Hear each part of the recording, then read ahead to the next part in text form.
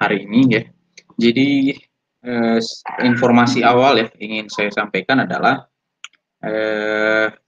kalau kalian perhatikan di LMS ya, dan saya juga baru sadar itu di materi ke-7 ya, itu kita bahas soal wireless LAN security, kemudian IP security. Ternyata itu tidak masuk ya, itu tidak masuk di dalam UTS dan organisasi materi kita itu sampai di pertemuan ke-7 itu adalah seperti ini. Jadi kalau kalian perhatikan ya, mulai dari kriptografi simetris, kemudian asimetris, kemudian challenge and response, Diffie-Hellman, Gamal dan sebagainya, dan terakhir itu adalah di fungsi hash, ya seperti itu.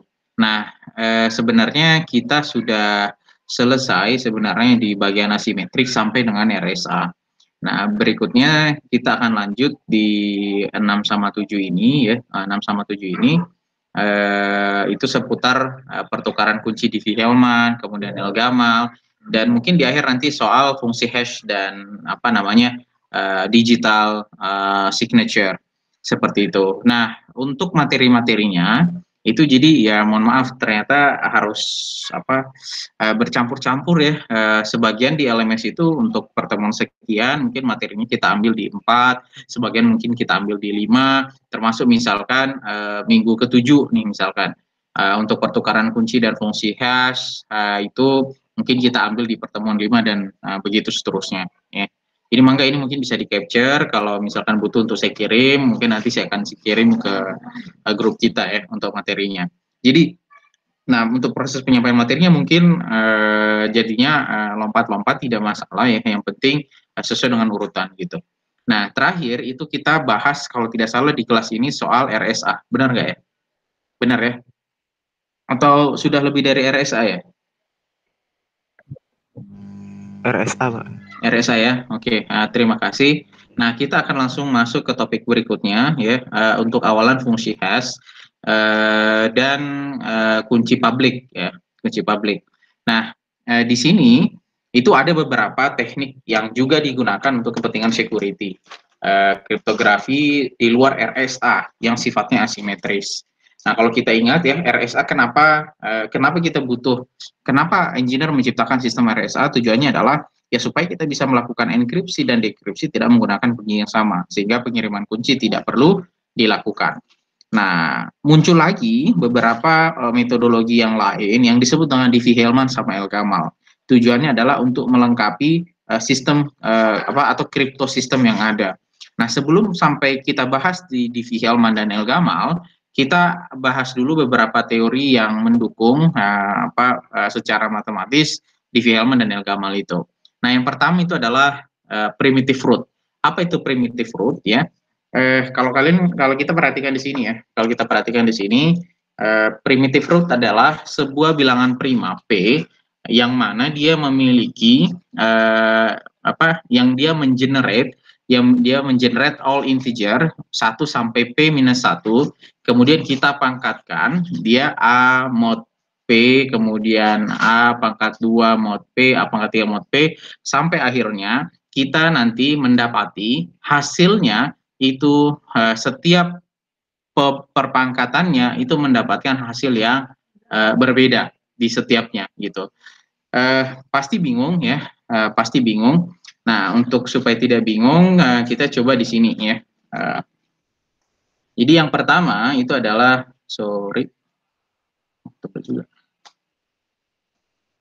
itu kita akan bahas soal primitive root ya. Jadi primitive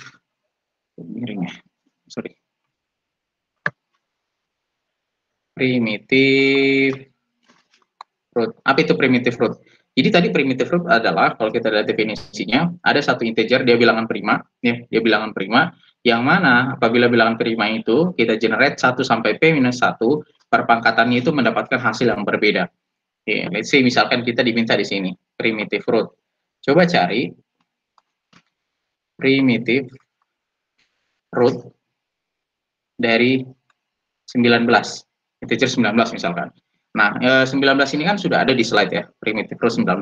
Maka yang akan kita lakukan ya, itu kita akan membuat P mulai dari 1 sampai P minus 1. Jadi saya akan bikin kolom seperti ini. Berarti kan integernya, kalau kita baca di definisinya ini, berarti kita punya integer itu berkisar dari 1, 2, 3, 4, 5, 6, 7, 8, 9, 10,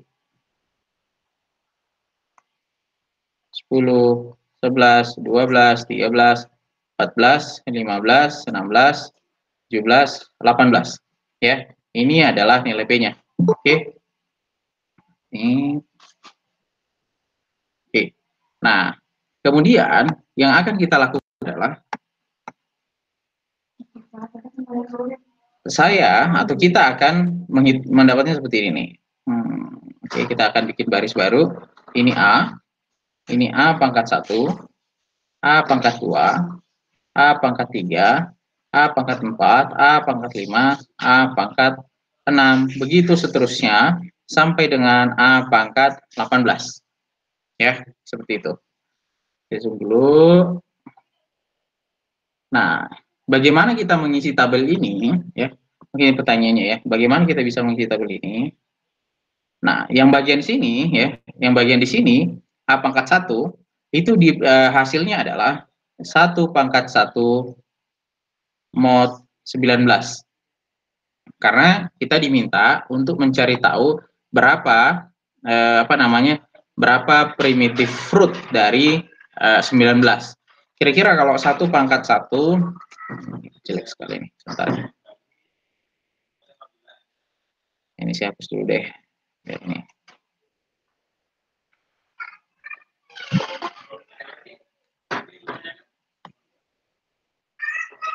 Oke. Sana. 1 pangkat 1 mod 19 hasilnya berapa? 1. 1.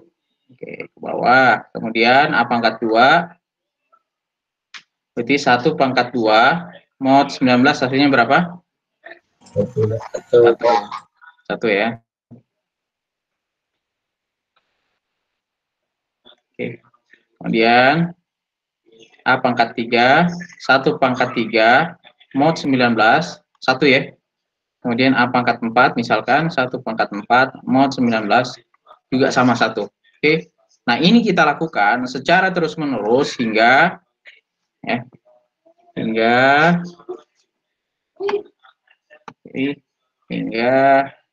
A pangkat 18. Oke. Kemudian kita coba yang bagian 2. Ini adalah 2 pangkat 1 mod 19, 2. Ini jawabannya 4, 8, 16, ya. Betul nggak? Betul ya? Betul. Nah, terus kalau misalkan 2 pangkat 5, 2 pangkat 5 misalkan.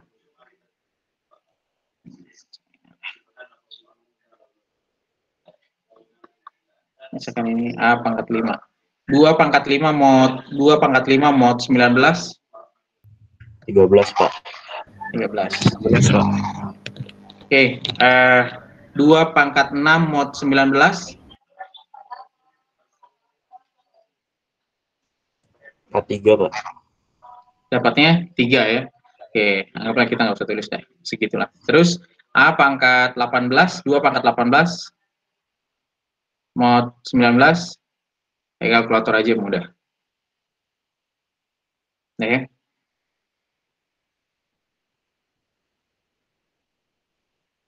Berapa? 1,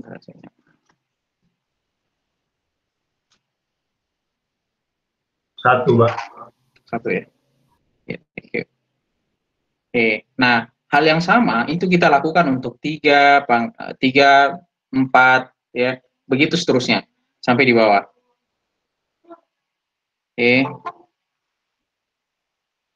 Ke bawah ya.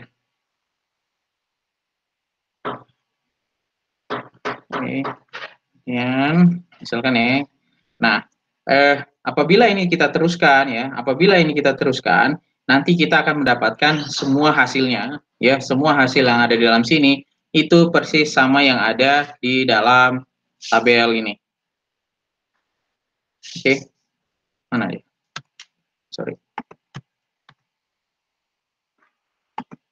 Nih, ya. Oke, kalian perhatikan ya, tadi 2, 4, 8, 16, 13 ya, 7, 14 sampai 1 ya. Nah, kalau misalkan nih kita lihat nih ya, mungkin ada yang bertanya Pak ini arsirannya apa? Nanti kita akan coba lihat. Kita misalkan nih berkacanya ke sini nih. Sorry.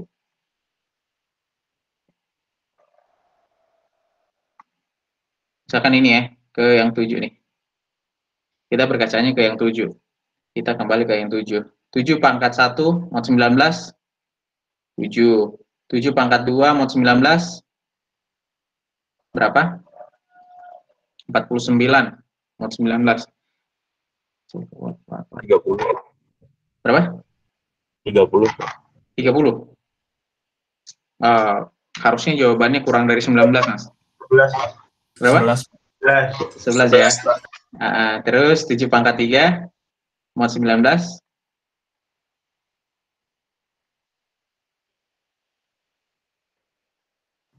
1, Pak. 1. Kemudian pangkat 4. 7 pangkat 4 mod 19. 7, Pak. 7. Nah, jadi kalau kalian perhatikan, ternyata jawaban ini tuh berpola. 7, 11, 1, nanti akan memulai lagi nih, 7, 11, 1, dan seterusnya. Artinya, itulah sebenarnya yang ditunjukkan di dalam grafik dalam tabel ini. Misalkan ya, kita spot di sini tadi tadi 7. 7, 11, 1. Terus berulang lagi nih, 7, 11, 1, 7, 11, 1, 7, 11, 1. Kemudian yang bagian 11, 11, 7, 1, 11, 7, 1, 11, 7, 1. Begitu-begitu saja hasilnya. Ya.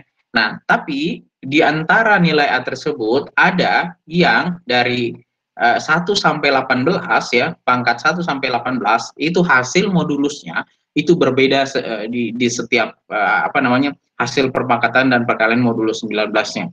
Apa itu? 2, apa saja? 2, kemudian 3 ya, kemudian 10, kemudian 13, 14 sama 15. Nah, artinya apa? 19 itu memiliki primitive root. Primitive root-nya berapa? 2, 3, 10, 13, 14, 15. Ya.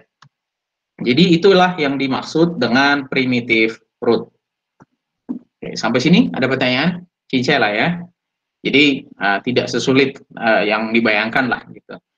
Mudah ya untuk primitive root. Jadi sederhananya adalah berapa bilangan apa namanya berapa nilai P yang perpangkatannya itu dengan modulo 19 itu hasilnya selalu memberikan nilai yang berbeda. Semuanya nilainya berbeda gitu. Nah, jadi itulah apa angka tersebutlah apabila dia memiliki hasil yang berbeda, maka itu adalah primitive root-nya. Oke, sampai sini ada yang mau ditanyakan?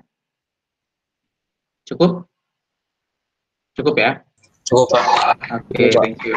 Oke, lanjut. Yang kedua, ya, teori kedua yang perlu kita pelajari itu adalah terkait dengan discrete logarithmic, ya, discrete logarithmic. Nah, apa itu discrete logarithmic? Discrete logarithmic itu kebalikannya dengan primitive root sebetulnya. Kenapa seperti itu? Ya, kita misalkan ya, back to basic, misalkan seperti ini. Saya mau nanya nih, ya, misalkan discrete logarithmic. Misalkan 2 pangkat apa namanya Z, misalkan ya log 100 berapa ya? 2. 2. Kenapa 2? Karena 10 pangkat 2 ya. Betul ya? Ini kan logaritmik 10 nih. Benar nggak? Jadi Iya, Pak. Nah, jadi makanya ini hasilnya jadi 2 ya. Nah, discrete logarithmic itu prinsipnya sama sebetulnya. Prinsipnya sama sebetulnya. Nah, kita langsung ke contoh. Misalkan di sini ditanyakan ya, hitung discrete logarithmic 2, 19 ya. Misalkan ya, example.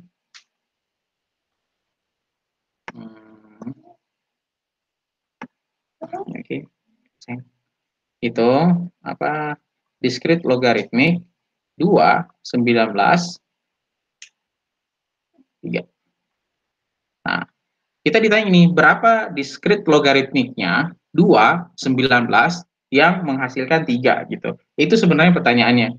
Nah, apa namanya? Untuk bisa menjawab ini ya, cara paling sederhana nih kita bisa bikin tabelnya, tapi kebetulan karena yang ditanyakan adalah log 19 ya, log 19, maka ya kita tinggal perlu melihat dari sisi tabel modelnya seperti ini.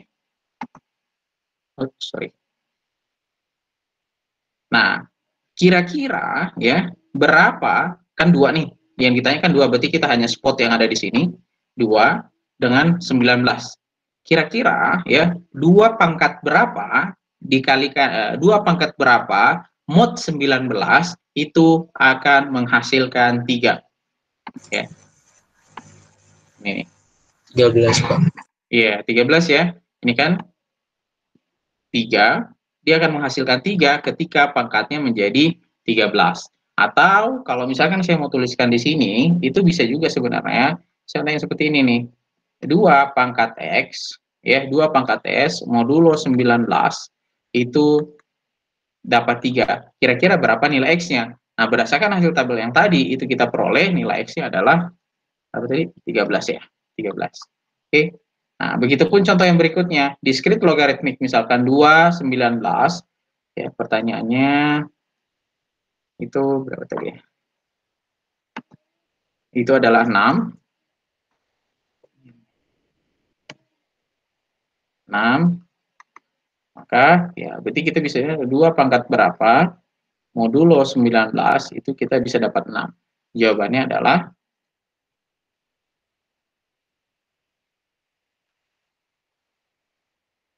ini. Ya, 2 pangkat berapa supaya hasilnya 6. Oke, maka jawabannya adalah 14. Berarti X-nya itu bernilai 14. Seperti itu. Itulah yang disebut dengan discrete logaritmik. Ya. Jadi kalau misalkan nih sewaktu-waktu kita mendapati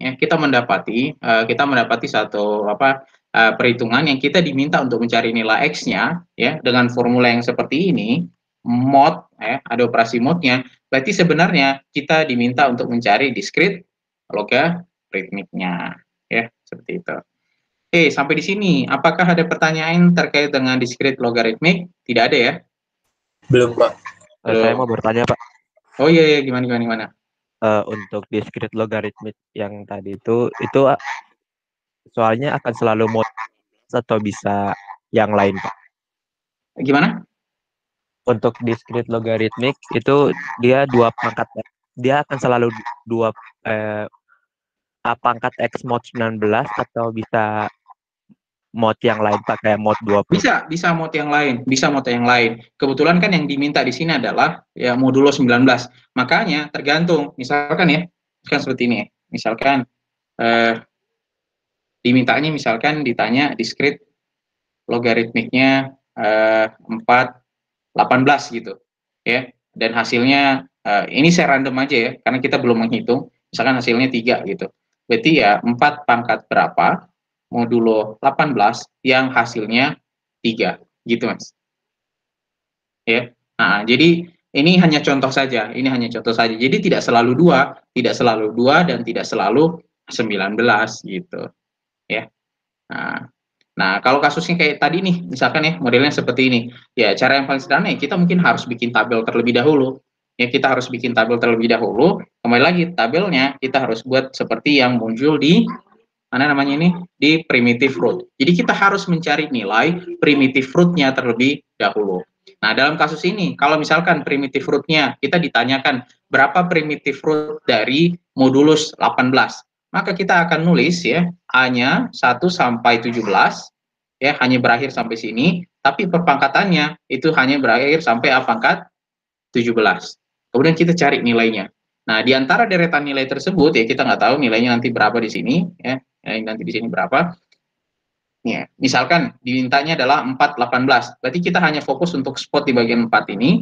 Kira-kira di 4 pangkat berapa ya? 4 pangkat berapa yang akan menghasilkan nilai 3. Nah, seperti itu. Ya. Oke.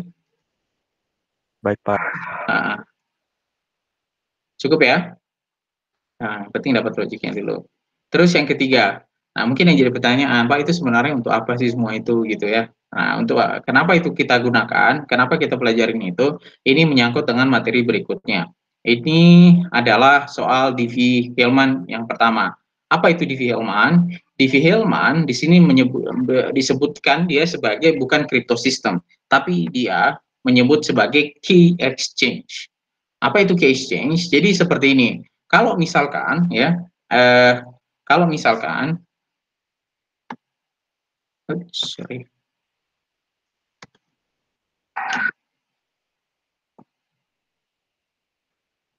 misalkan ya, sip, ke bawah, misalkan nih, ini Alis, kemudian ini Bob, ini Alis, ini Bob, gitu. Nah, apa yang dilakukan oleh RSA? Ya RSA lakukan, Alis akan membuat private key, masing-masing punya private key dan public key, ya. Ini private key, dan dia juga punya public key, ya kan? Nah, tapi tetap saja bahwa kita harus mengirimkan public key kita kepada orang lain untuk mendapatkan apa? Untuk kita gunakan sebagai key, kan seperti itu. Kita butuh kunci. Nah, Diffie-Hellman, ya, Diffie-Hellman itu menambahkan satu proses di awal, yang mana dengan proses tersebut baru kita akan mendapatkan kunci.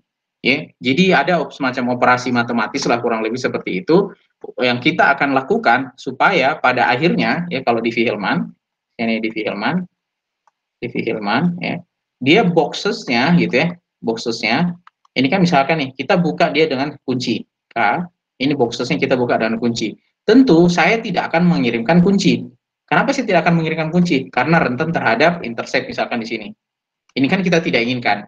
Nah, oke, kalau begitu kita bikin saja satu mekanisme ya, misalkan kita sebut dia proses yang tanda tanya di sini.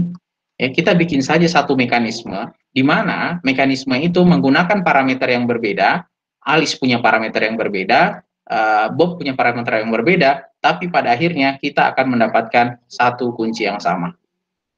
Nah, dengan kita mendapatkan satu kunci yang sama, maka nanti kita akan bisa melakukan encrypt dan melakukan decrypt. Jadi kuncinya sama ya. Kalau tadi kan di sini kuncinya berbeda nih. Private key sama public key-nya berbeda, private key public key-nya berbeda. Ini untuk kasus RSA. Kalau di Diffie-Hellman, kunci kita nggak apa-apa sama. Tapi kita harus bikin satu mekanisme. Saya tidak perlu kirim kunci ke kamu gitu. Saya hanya kirim beberapa parameter semacam clue. Clue-nya itu kamu hitung nanti sendiri, saya akan hitung sendiri, sampai akhirnya kita bisa mendapatkan kunci yang sama, tanpa saya perlu mengirim kunci tersebut. Itulah logikanya yang dibangun oleh si Diffie-Hellman. Nah, matematisnya seperti apa? Matematisnya kurang lebih begini. Ya, ini kita skip aja, kita sederhanakan. Ya, matematisnya kurang lebih seperti ini. Jadi, si Alice akan memilih satu random integer XA, kemudian XA-nya dikirim ke Bob. Oke. Nah, kita akan coba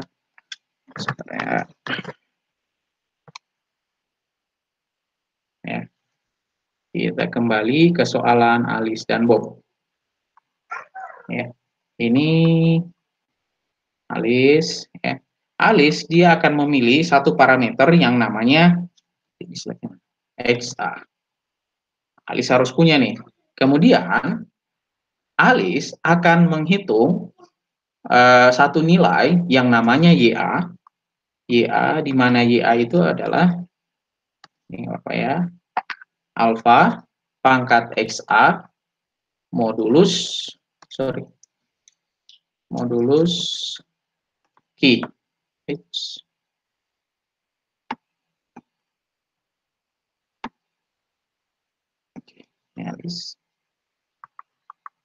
Alice modulus Q. Oke, berarti kita butuh satu nilai alfa, kita butuh nilai Q. Oke. Nah, kemudian ini adalah si Bob. Bob juga, ya, dia mengatakan di sini send Bob YA. Artinya apa?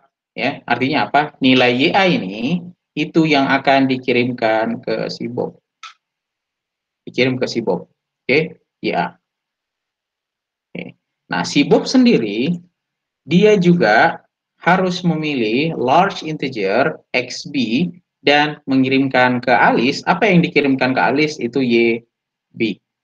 Oke, berarti Bob juga harus punya namanya XB, parameternya, integernya. Kemudian dia akan menghitung YB apa dipangkatkan XB mod key. Kemudian YB ini setelah dihitung oleh si Bob, dia akan mengirimkannya ke Alice. Oke, seperti itu. Selanjutnya, Alice akan mendapatkan kunci.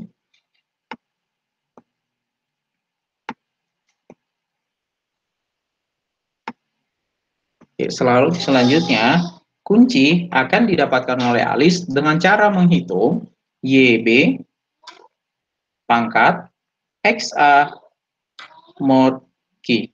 Begitupun sebaliknya, ini kan dia kirim YB nih, YA. Begitupun sebaliknya, Bob akan mendapatkan kunci dengan cara menghitung YA XB modulus key. Nanti mereka akan mendapatkan kunci yang sama tanpa perlu menukarkan kunci.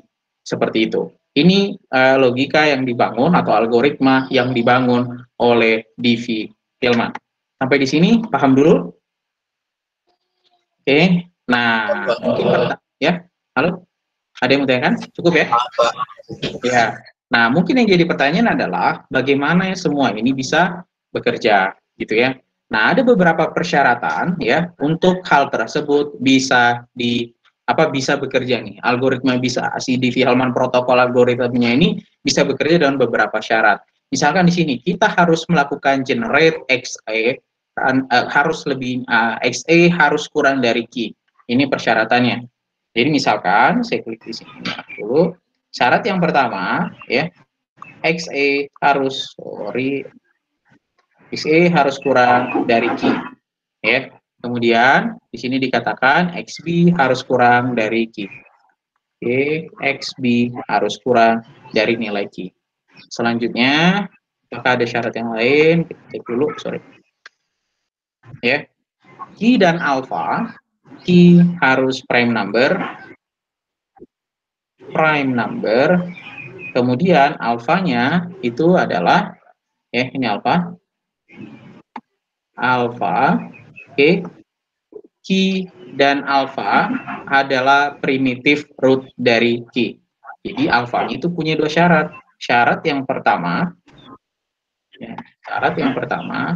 itu adalah alpha itu harus kurang dari key dan alpha harus primitive root dari key.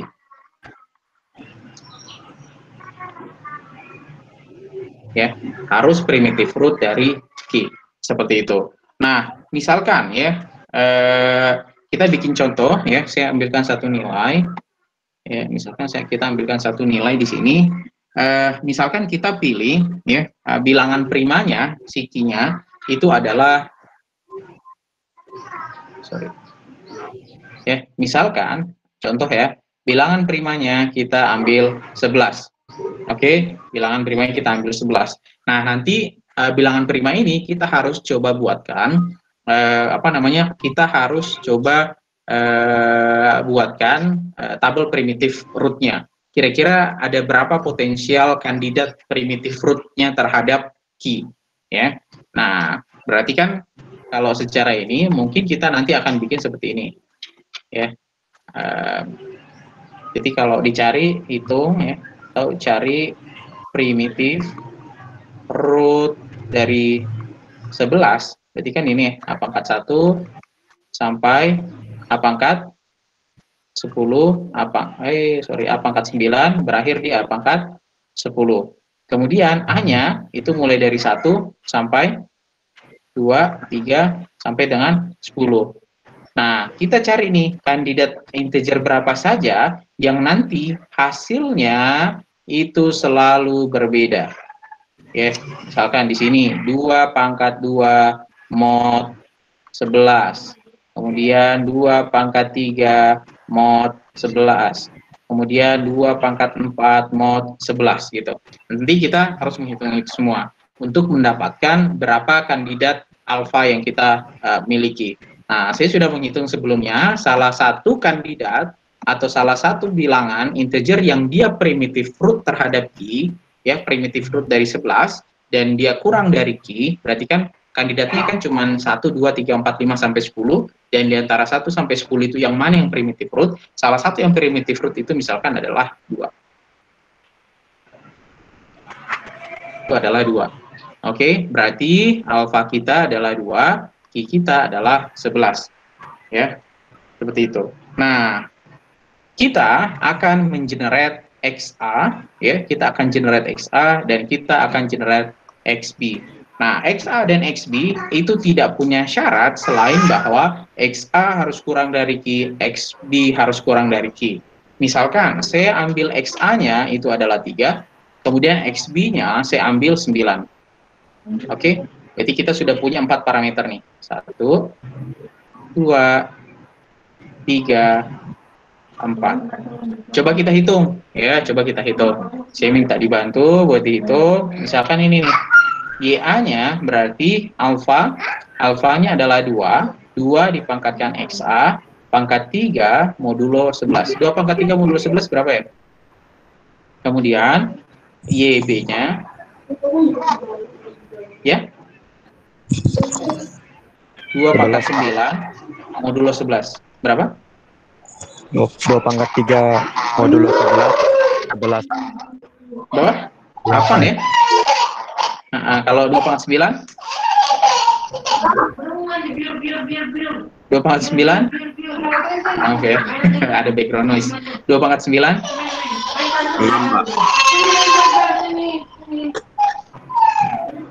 2 pangkat 9 mod 11? 6, Pak. 6.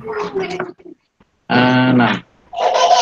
Itu harus 6. Ya, jadi 2 pangkat 3 mod 11 8, 2 pangkat 9 mod 11 6. Berarti ini saya tukar, YB-nya 6, YA-nya 8. Oke, kita balik ke bawah. Nah, sekarang kita cari kuncinya. YB-nya 6, XA-nya 3, mod 11, yang ini 8 pangkat 9 mod 11. Oke. Okay.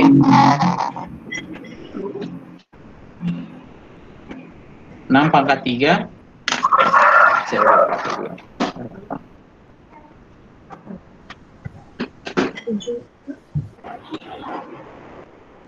6 kali 6 kali 6. Berapa? 7, Pak. Berapa? 7 ya? 7. Kemudian yang ini 8 pangkat 9.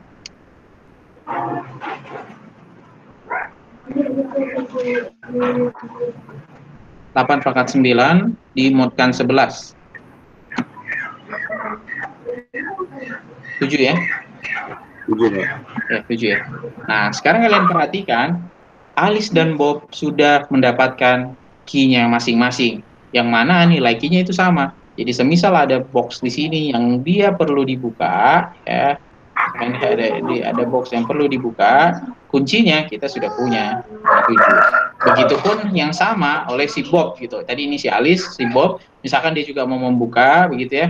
Nah, dia sudah punya kunci yang sama, artinya 7. Tanpa harus mengirimkan angka 7 tersebut di dalam jaringan. Oke? Nah, jadi seperti itulah mekanisme pertukaran kunci yang diperkenalkan oleh Diffie-Hellman. Makanya dia familiarnya dengan istilah Diffie-Hellman key exchange. Bagaimana caranya kita bisa menukarkan kunci tanpa harus mengirimkan kunci. Oke, sampai sini ada pertanyaan? Jelas ya Diffie-Hellman ya? Belum ada, Pak. Iya. Oke, itu ke exchange TV Hilman. Nah, ini muncul nih. Itu kan kalau cuma 2, Pak ya. Bagaimana kalau misalkan 3? Bagaimana kalau misalkan ada 3 orang yang berkomunikasi? Ya, bagaimana kalau misalkan ada 3 orang yang berkomunikasi? Maka kalau misalkan ada 3 orang yang berkomunikasi, ya, let's say misalkan ada Alice, kemudian ada si Bob, kemudian ada siapa? Charlie, misalkan seperti itu ya. Ada Charlie, maka ya ini kan pasti punya XA, ini punya XB, ini punya XC. Y A sama dengan tadi rumusnya alfa pangkat XA mod I, YB-nya alfa pangkat XB mod Q, YC-nya alfa pangkat XC mod Q. Selanjutnya, ya, ini akan dikirimkan ke B, yang B akan mengirimkan ke C. Berarti YB aksennya itu adalah, bukan kunci ya, alfa dipangkatkan dengan sorry, saya ada yang salah ya. Yang betul adalah YA, ini kan mengirim YA ya. Dia akan mengirim YA pangkat XB mod Q, kemudian yang di atas mengirimkan YB, maka YC aksennya itu adalah YB XC mod Q. Kemudian bagaimana dengan XA? Dia akan mendapatkan kunci dari YC. Ini YC. Maka YA aksennya itu adalah YC XA mod Q. Nah, tapi problemnya di sini kita belum bisa akan mendapatkan kunci yang sama. Kenapa? Karena proses perhitungan kita masih didapatkan dari 1 orang. YB baru dapat datanya itu dari A. YC dapat datanya baru dari B. Nah, berarti kita harus menukarkan lagi satu kali parameter lagi. Ya, berarti kalau saya menukarkan 1 kali parameter lagi, maka ya YB ini akan saya kirim ke sini. Saya akan mendapatkan kunci, ya. Kuncinya apa? YB aksen, kemudian dipangkatkan XC mod Q. Oke. Kemudian YA itu akan ke sini, maka kuncinya adalah YA aksen XB mod Q. Nah, begitupun yang di sini, dia harus mengirimkan ke sini. Maka kuncinya adalah YC aksen X A mod Q. Oke. Jadi beginilah mekanisme pertukaran kunci apabila terdapat 3 pihak. Kalau 4 seperti apa? Kalau 4 bagaimana? Kalau 4 juga sama. Ya, kalau 4 juga sama. Berarti nanti dia harus ditukar lagi sekali sampai setiap komponen key-nya itu sudah mendapatkan input dari setiap node, ya. Misalkan ini si A. Si A ini kan dia sudah mendapatkan pengaruh dari YC dan sudah mendapatkan pengaruh dari si YB, ya. Nah, gitu. Ya. Oke, sampai di sini jelas untuk TV Hilman? Jelas, Pak. Jelas ya? Jelas, Pak. Thank you. Kalau 4 juga sama ya. Ini kurang lebih penjelasannya ini kurang lebih penjelasannya di sisi slide.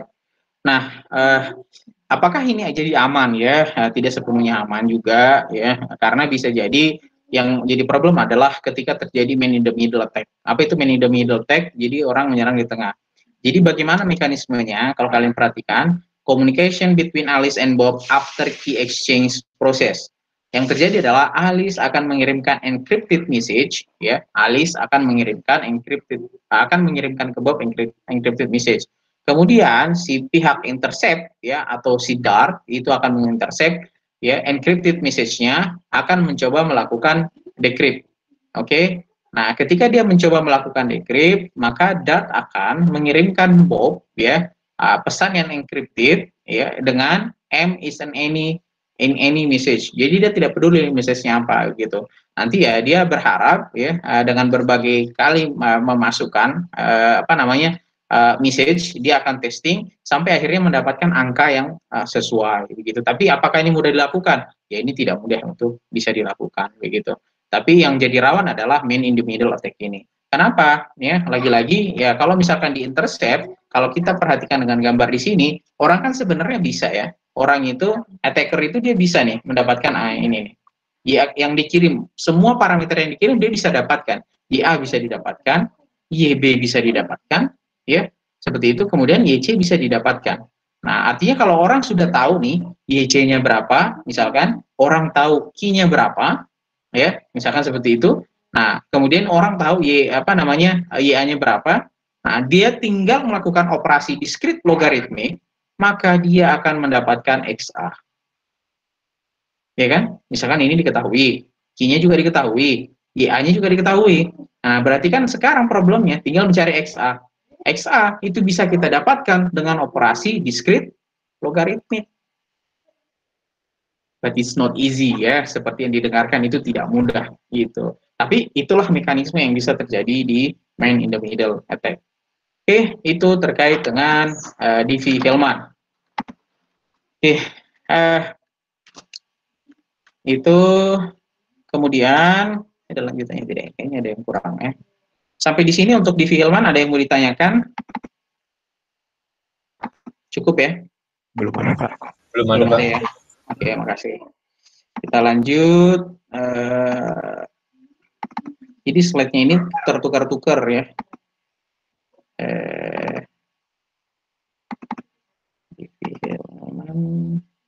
Nah, selanjutnya ya. Setelah tadi kita membahas soal Diffie-Hellman, berikutnya adalah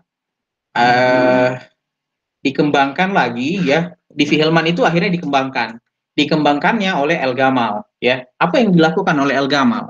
Ya, kita cek di sini. Jadi El-Gamal yang dilakukan oleh El-Gamal, dia memberikan satu parameter tambahan di dalam sistem key exchange yang dilakukan oleh si Diffie-Hellman. Apa tambahannya ya? Mungkin kalau misalkan kita lihat praktisnya, kita perhatikan dia menambahkan satu parameter baru. Ya, dia menambahkan satu parameter baru yang mana parameter baru tersebut ada di dia mengkombinasikan ada sistem ini nih.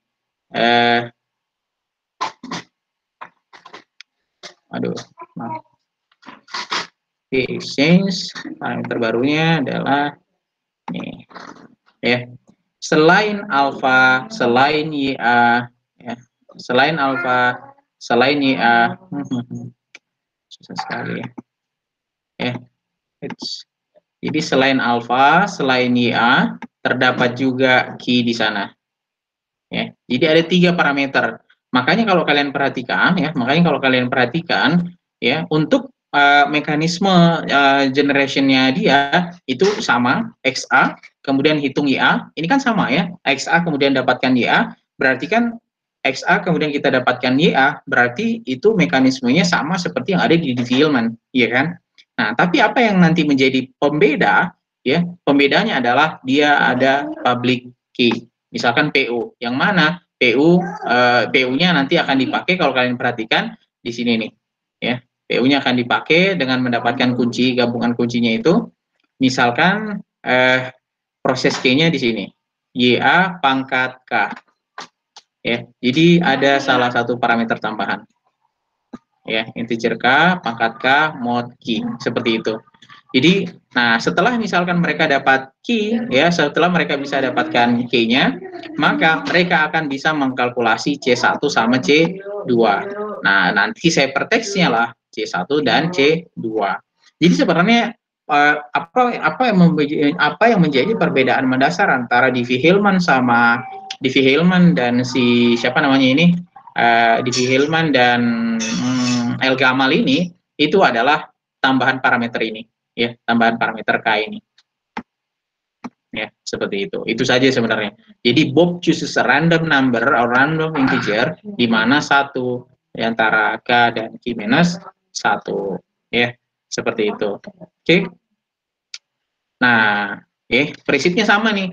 Jadi kalau misalkan nih orang mau melakukan recover, misalkan untuk mendapatkan nilai XA seperti yang saya jelaskan tadi, tentu dia akan menggunakan logaritmik, discrete logaritmik gitu. Karena Y-nya diketahui, I-nya diketahui, alfanya diketahui. Tugas selanjutnya adalah mencari nilai XA. Untuk mencari nilai XA, kita butuh discrete logaritmik. Ya, seperti itu. Nah, begitupun sama dengan ini. Misalkan C1 kita ketahui. Jadi ada dua parameter kan, C sama Y. Nah, C-nya kita ketahui, alfanya kita ketahui, Q-nya ketahui. Nah, untuk mendapatkan K-nya, kita hanya perlu melakukan operasi discrete logaritmik. Oke, seperti itu. Itu mungkin terkait dengan L Gamal. Oke, sampai di sini cukup ya. Kayaknya sih nggak begitu inilah. Nah, kalau tidak ada, halo? Kalau tidak ada, mungkin kita akan lanjut ke bagian berikutnya. Nah, bagian berikutnya, ya, jadi kalau kalian tadi perhatikan, itu kan semuanya sistem ya, itu semuanya mekanisme key exchange. Nah, itu sebenarnya dipakainya di mana saja tuh implementasinya. Nanti dipakainya untuk digital signature, itu nanti akan terlihat itu penggunaannya seperti apa. Nah, sebelum kita sampai ke sana, kita masuk dulu satu pembahasan yang baru, itu namanya one way hash function. Sebenarnya ini sudah beberapa kali ya disinggung ya. Apa itu one way function? Jadi one way function itu sederhananya misalkan sebegini.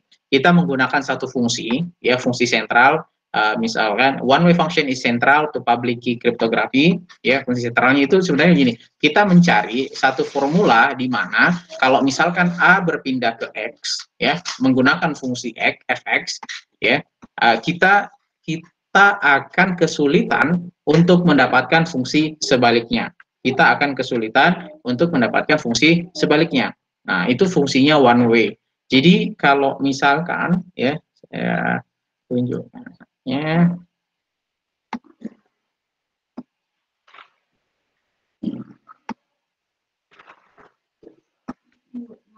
kalau misalkan ya sini aja deh.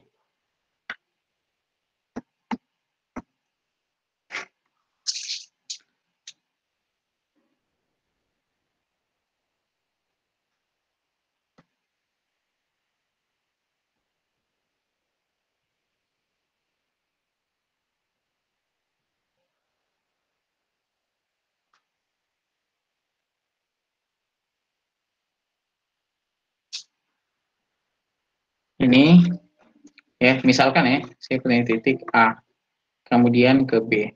Dari A ke B, saya menggunakan fungsi fx. Ya, misalkan saya dapat x, kemudian fx. Tapi ketika mau dari B ke A, misalkan saya dapat fx, saya tahu hasil fx-nya, kemudian saya mau mencari nilai A-nya berapa. Nah, ini tidak bisa dilakukan. Ini tidak bisa dilakukan. Nah, inilah yang disebut dengan one way function. Ya, inilah yang disebut dengan one way function. Ya, seperti itu.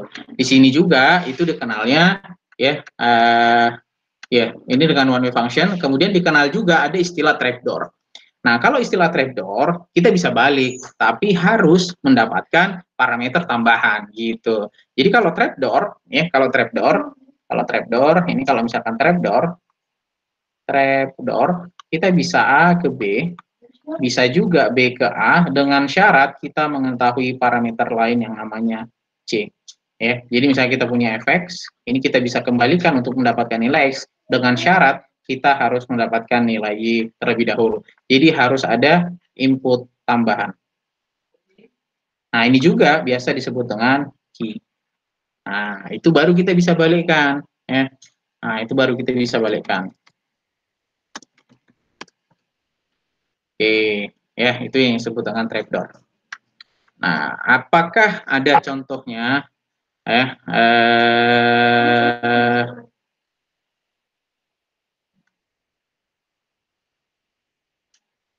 Apa namanya? Apakah ada contohnya? Ya,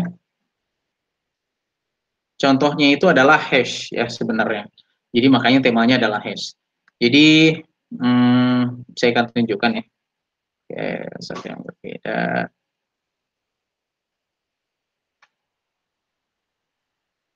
Kita masuk ke topik yang hash. Nah, ya. Jadi hash sama digital ini saya baru kumpulkan tadi slide-nya biar agak lebih mudah. Jadi misalkan ini ya. Muncul ya slide-nya ya. Halo. Muncul Pak. Calculate fx from x. Nah, tapi hard to invert. Agak susah kita membalikkan dari x ke fx. Tapi sebenarnya there is no proof that one way function exists, ya, or even real evidence that can be constructed gitu. Apakah betul-betul ada yang tidak bisa lakukan itu?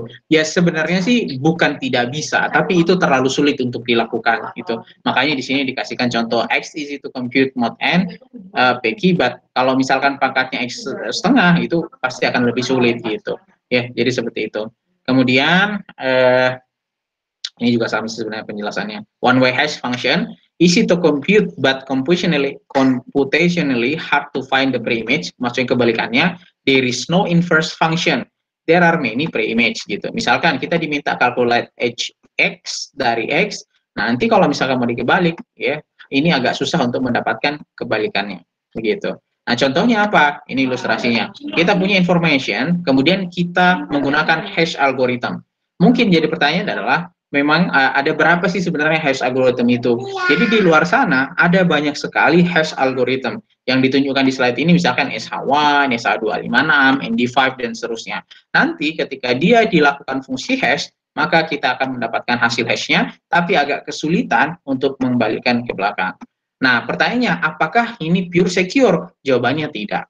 Ya, kenapa? Karena dalam beberapa kasus ini juga bisa dipecahkan, tapi dipecahkannya bukan mencari nilai fungsi kebalikannya ini nih, misalkan fungsi, misalkan let's say f aksen x gitu, bukan model seperti itu. Tapi salah satu yang biasa dilakukan itu model dictionary.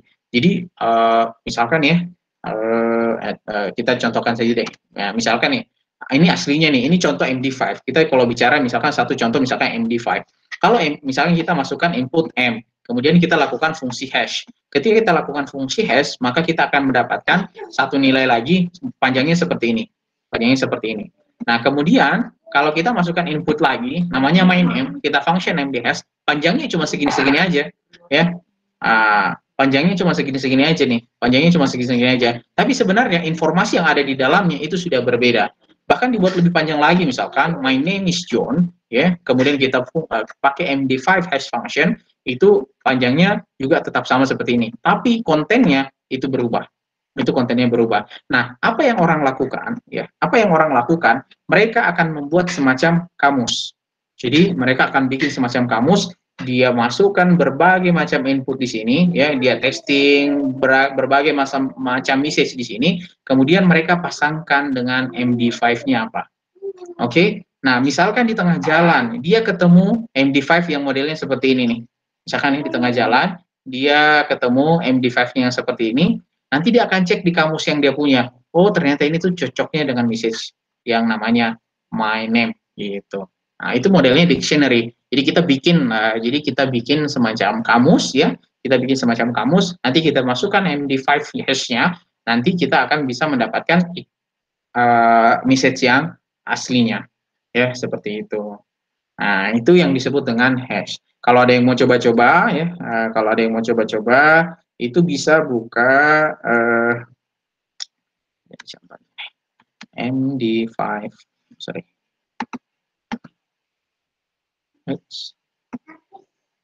Ya, misalkan ini nih, MD5 hash generator, misalkan ya. Saya generate tadi Indonesia, saya generate. Nah, ini hasil hashnya nih. Ini hasil hashnya. Begitu. Nah, terus panjangnya selalu sama ya. Itu salah satu karakteristik dari hash ya. Itu salah satu karakteristik dari hash. Kalau ada yang ingat ketika misalkan kita melakukan proses enkripsi ya, ketika misalnya kita melakukan proses enkripsi, biasanya kalau message-nya pendek, nanti juga hasil enkripsinya juga mungkin panjang ya, tapi selalu memiliki penambahan yang linear. Jadi semakin message-nya makin panjang, hasil enkripsinya juga semakin panjang. Nah, begitupun berbeda dengan yang namanya hash. Kalau hash berapapun panjang katanya, ya segitu-segitu aja hasilnya. Coba kita cek ya. Nah, segini-segini aja nih hasilnya nih. Sepanjang ini saja hash-nya. Nah, seperti itu, ya. Itu yang disebut dengan hash.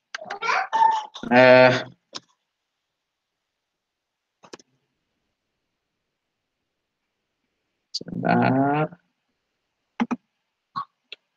Itu MD5, ada banyak lagi varian yang lain ya. Misalkan apa namanya?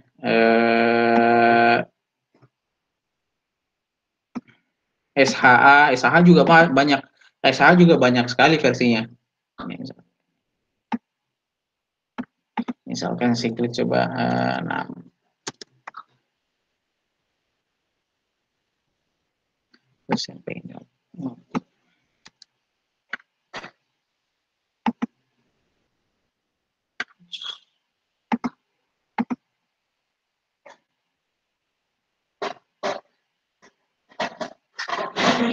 Nah, ini saya mau tunjukkan ya. Nah, ini tadi ya, saya memasukkan string nama. Kemudian saya dapat hasil hash-nya. Kemudian hasil hash ini itu saya masukkan ke website yang lain yang fungsinya dia itu decryptor. Jadi saya masukkan hash-nya yang E355 ini sampai 3F, kemudian saya klik decrypt. Nah, ternyata hasilnya ditemukan nama. Ya. Begitu. Jadi berarti kan berarti Pak, ini yang Bapak tunjukkan berarti nggak secure dong fungsi hash itu. Nah, untuk kasus ini iya nggak secure. Makanya ya pernah sih kayak berkali-kali sih cerita ya, kasus beberapa database itu ya sebenarnya dia melakukan fungsi hash di dalam database-nya. Nah, ada tidak contohnya ya? Database hash.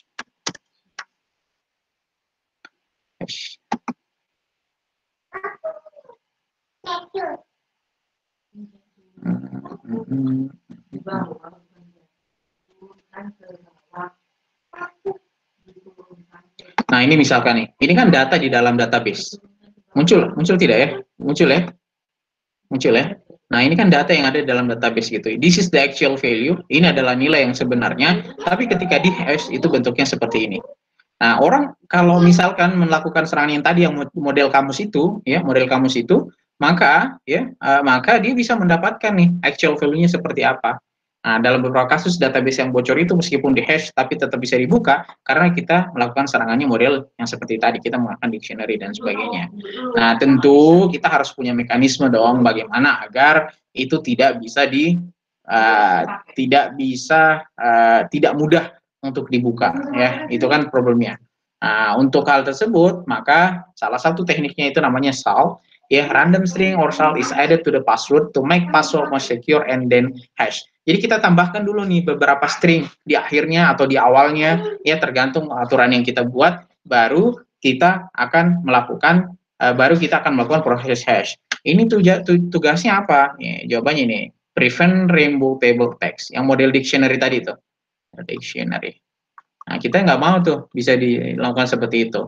Nah, contohnya bagaimana? Ya ini, misalkan message-nya hello. Saya tambahkan dulu nih add salt-nya. Salt-nya apa? Misalkan ini 3AB9.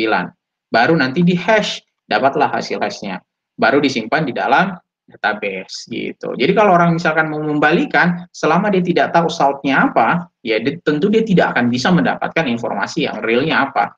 Ya, informasi yang realnya apa. Ini contoh sederhana saja ya, tidak semudah ini ya. Ilustrasi ini hanya ilustrasi saja. Jadi itulah fungsi kenapa kita menggunakan hash dan diimprove lagi misalkan menggunakan salty. Oke. Terus kita lanjut ya. Untuk hash mudah-mudahan jelas ya. Jadi one way function. Itu kalau hash itu one way function. Nah, lanjut. Digital signature. Nah, bagaimana mekanisme digital signature? Nah, ilustrasi implementasi digital signature ya, itu misalkan saya punya dokumen ya, kemudian dokumen tersebut saya encrypt ya, saya menggunakan mungkin fungsi hash algorithm ya, ini hash ya, ini kita fungsikan hash, kemudian kita taruh kunci kita nih, kita pasang kunci kita. Tujuannya apa? Untuk mendapatkan hasil yang terenkripsi. Sekarang message-nya terenkripsi. Oke, kemudian message yang terenkripsi itu dikirim. Dikirim tentu yang harus dilakukan pertama kali itu melakukan decrypt.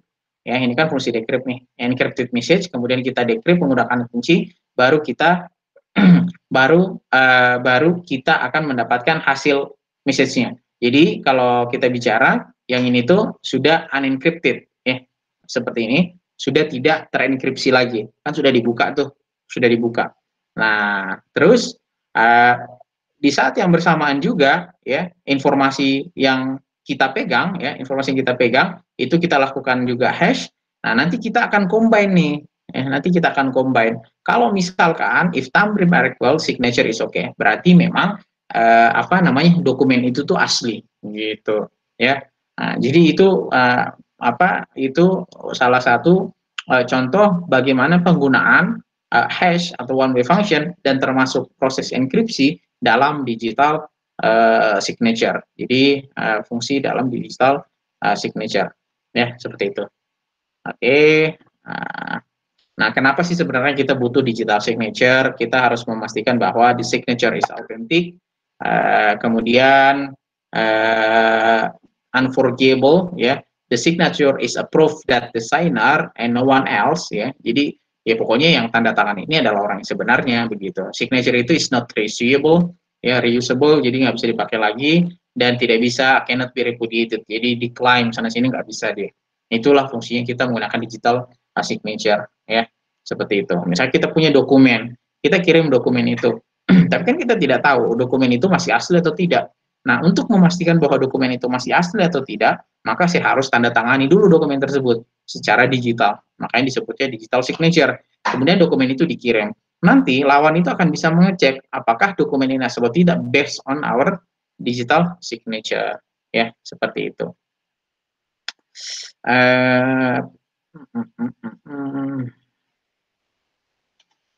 Ya, itu mungkin ya terkait dengan digital signature.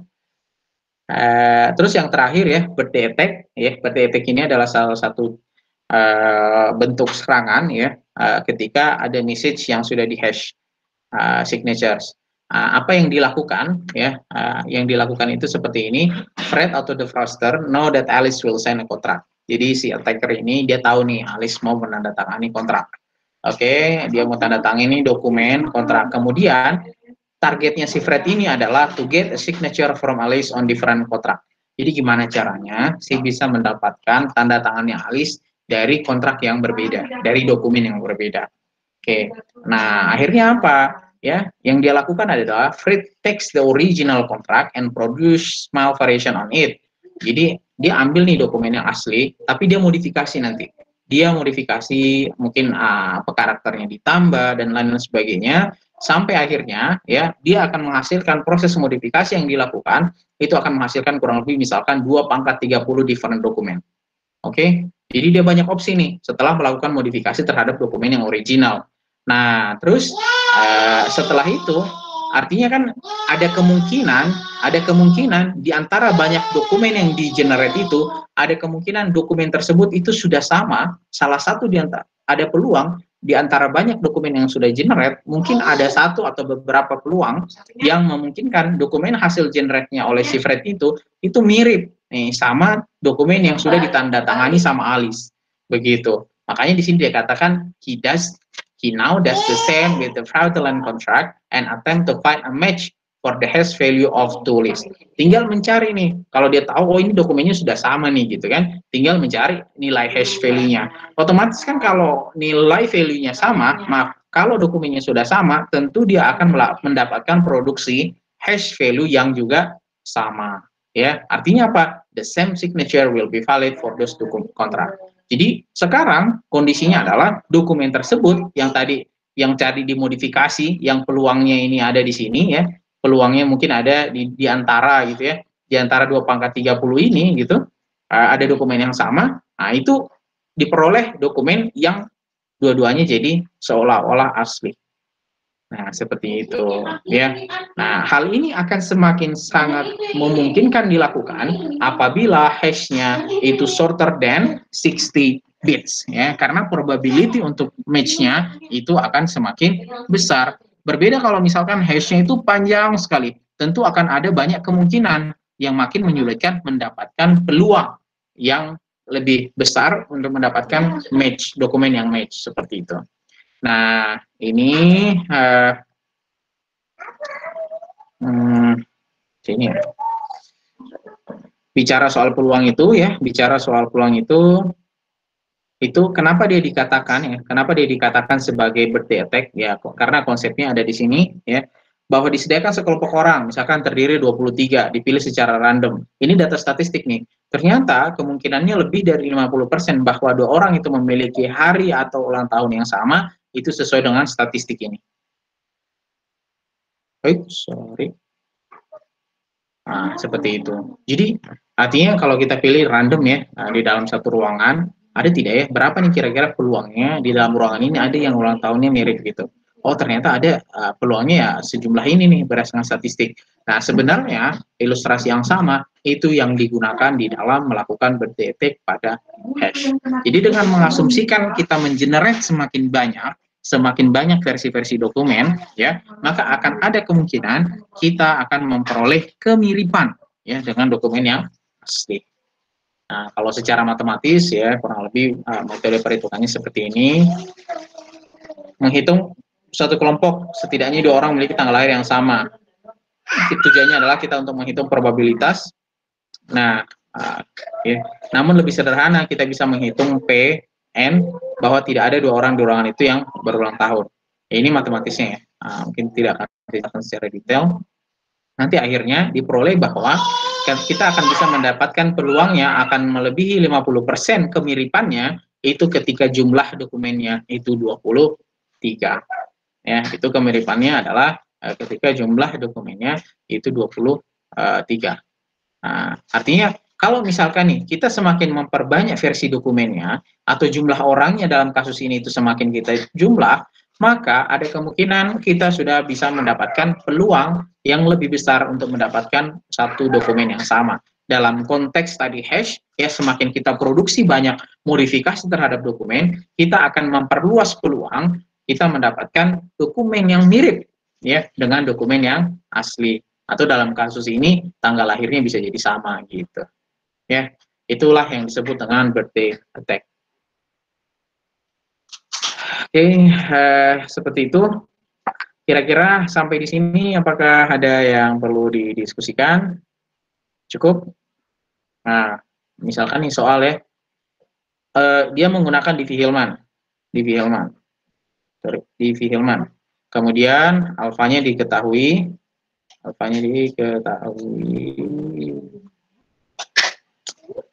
sekali ya. Ini alfanya diketahui, Q-nya diketahui, I-A-nya diketahui, Y-B-nya diketahui. Kita diminta untuk mencari XA-nya. Ya, kita diminta untuk mencari XA-nya. Dan minta untuk mencari Q-nya.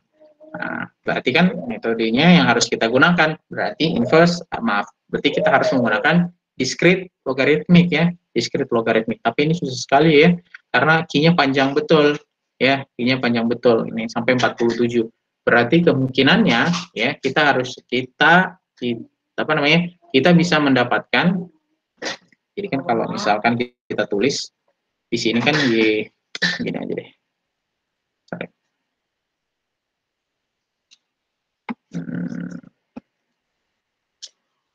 Ya. Oke, berarti kemungkinan tadi kita ketahui alfanya berapa tadi ya? Alfanya 5. Kemudian I-nya 47. Berarti ini yang primitive root ya. Primitive root. Dicari berapa primitive root-nya. Nah, karena ini adalah setara dengan modulo 47. Oke, seperti itu. Selanjutnya, YA-nya berarti harus ada XA. Ini yang kita minta cari berapa. YA-nya itu diketahui, YA-nya adalah 38. Oke, YA-nya 38. Berarti kita akan mendapatkan sebenarnya YA itu kan didapat kalau berdasarkan Diffie-Hellman itu alfa pangkat XA modulo Q. Dalam konteks ini alfanya ada 5, XA-nya yang dicari modulo 47 yang hasilnya 38. Nah, ini berarti kalau misalkan dituliskan, ya, berarti kita bisa distrik logaritmik 5, 47, 38. Nah, seperti ini, ya. Nah, saya ingat, apa namanya, belum cek ya, apakah ada kalkulator yang lebih yang mungkin memudahkan kita untuk mencari distrik logaritmik gitu ya, atau saya juga belum cek apakah di kalkulator sebenarnya ada fungsi ini. Nah, cuman kalau kita perhatikan di sini ya, ini angkanya kan jauh sekali ya, maka A pangkat 1 sampai A pangkat 46 ya, seperti itu. Mungkin kalaupun nanti misalkan ada soal model-model begini ya, kalau sudah sampai ke sini mungkin sudah saya okekan deh, ya, nggak masalah gitu.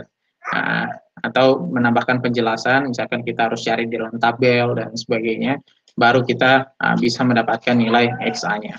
Ya, karena kan ini sebenarnya ya sudah terselesaikan ya dengan kita mendapatkan ini, tinggal melakukan komputasinya saja. Sebentar, saya coba cari. Nah, tidak ya. Discrete. Oke. Ya.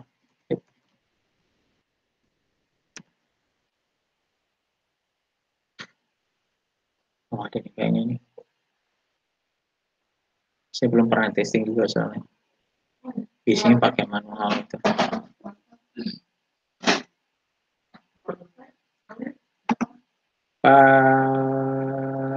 Modulus 47.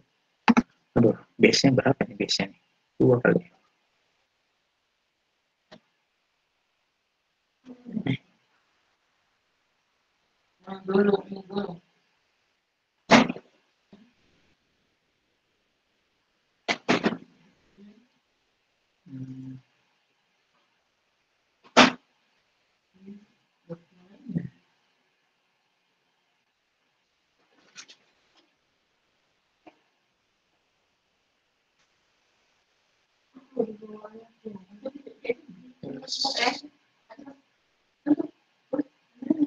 Base-nya berarti 5 ya.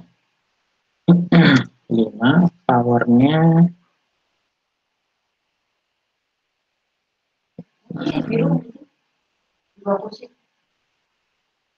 modulusnya 47. Ada ya?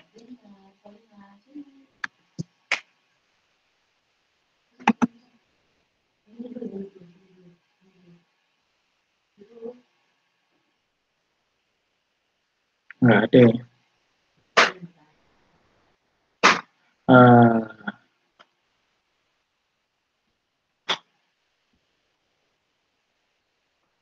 Ini pangkat berapa? 47 ya.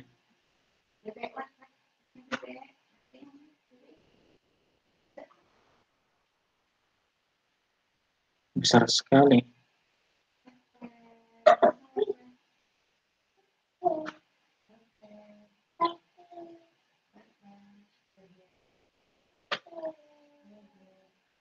Ya, nanti saya coba cari-cari juga ya, apakah ada tidak ya kalkulator kalau misalkan supaya bisa kita mengerjakan yang apa namanya, yang lebih mudah gitu untuk mencari discrete logaritmik ini. Tapi prinsipnya ya tadi ya, kalau kita bicara discrete logaritmik secara manual, ya kita harus mencari tahu dulu di dalam tabel tujuannya apa ya. Ya, tujuannya adalah untuk mendapatkan primitive root ya, primitive root dari modulo 47. Dari primitive root ini ya, dari primitive root ini misalkan 5 ternyata memang primitive rootnya. Nah, nanti kita akan cek di sini. Kira-kira berapa 5 pangkat berapa ya, 5 pangkat berapa itu yang mendapatkan hasilnya 5 pangkat 8 modulo 47 yang hasilnya adalah 38. Nah, yang hasilnya 38. Nah, nilai X disitulah yang menjadi patokan kita. Pangkat berapa dia di sini. Nah, let's say misalkan pangkatnya 30, berarti X-nya 30. Oke, itu ya. Oke, misalkan nih ketahuan 30 gitu. Nah, mungkin berarti kalau kita asumsikan ini adalah Viginere ya, misalkan ini adalah Viginere ya, berarti mungkin tinggal di minus 30. Minus 30 sekali. Jadi mungkin nanti ini minus 30 mod ya, mod 26. 26. Ya, seterusnya. Oke, seperti itu. Nah, buatlah tabel power of integer modulo 11 ya, bisa lah. Ya, nanti kalau kita sudah bikin nih, oh, tadi kayaknya modulo 11 kita kerjain. Tapi nggak selesai ya. Modulo 11 ya. Nah, misalkan ini nih modulo 11. Ya, misalkan ini modulo 11 nih. Nah, oke, kita selesaikan modul 11-nya. Ketika kita sudah menyelesaikan modul 11-nya, nanti kita bisa mendapatkan discrete logaritmiknya. Kalau ditanya berapa primitive root-nya, ya tergantung nanti ya primitive root-nya kira-kira integer dari 1 sampai 10 ini yang mana yang memiliki jawaban sampai paling akhir hasil perpangkatannya atau hasil powernya itu angkanya selalu berbeda-beda, X, Y, Z, V, W, dan seterusnya gitu ya. Thank you. Any questions? Ada pertanyaan? Cukup ya? Belum ada, Pak. Oke, mungkin itu ya yang bisa saya sampaikan. Materinya sampai di sini ternyata ya, tadinya saya mau pikir bikin satu lagi pengganti karena saya berasumsi bahwa kayaknya materi pertemuannya kurang, tapi kayaknya harusnya materinya juga kurang gitu, karena kalau kalian perhatikan di LMS materi yang terakhir itu adalah materi soal wireless LAN gitu. Ternyata saya baru dapat reconfirm ulang bahwa materinya mengikut yang di sini. Jadi segala materi yang sudah disampaikan di sini ya itu sudah selesai gitu. Jadi kita tidak perlu bahas lagi soal IPsec sama wireless LAN yang ada di LMS gitu ya.